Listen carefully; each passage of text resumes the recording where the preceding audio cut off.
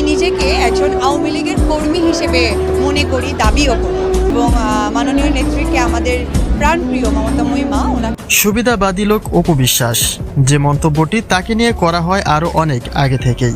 ব্যক্তি স্বার্থে আঘাত পড়লে তবেই তার ভেতরের রূপটা বেরিয়ে আসে। গত বছরেও রাজনীতি প্রসঙ্গে কয়েকবারই মুখ খুলেছেন অপু বিশ্বাস। তিনি বরাবরই বলতেন মনে প্রাণে আমলিক করেন তিনি, এমনকি নির্বাচনে অংশগ্রহণ করার পূর্ব প্রস্তুতিও নিয়ে ফেলেছিলেন তিনি। আমি একদম মনে প্রাণে আওয়ামী লীগকে ওন করি। আমি একজন আওয়ামী লীগ কর্মী হিসেবে নিজেকে মনে করি। তবে কি অতীতের মতো সেই একইভাবে স্বার্থ হাসিলের জন্য, নাকি তার পেছনেও রয়েছে অন্য কোনো রহস্য? আমি একটু লোভী, বিষয়টা একদমই আমি এই বিষয়ে উত্তর এই কারণে দিতে পারবো না, কারণ আমি অলওয়েজ সম্পর্কের বাহিরেও আর একটা সম্পর্ককে আমি রেসপেক্ট করি, প্রফেশনাল।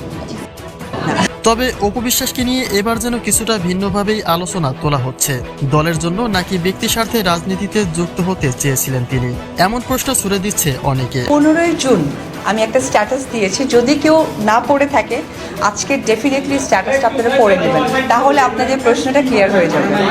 এখানে অপু বিশ্বাসের নতুন কোনো পরিকল্পনা রয়েছে কিনা সেই ধোঁয়াশাই দেখা দিচ্ছে অনেকের মনে, নাকি শুধুমাত্র সম্পর্কের জায়গা থেকেই একে অপরের সাথে আনন্দে সময় কাটিয়েছেন তারা, সেই ধোঁয়াশা যেন থেকেই যায়। এটা আসলে সত্যি ভালো লাগারই একটা বিষয় আছেন, তাদের সকলের কাছে আমি এই ক্যামেরার মধ্য দিয়ে ধন্যবাদ প্রকাশ করি।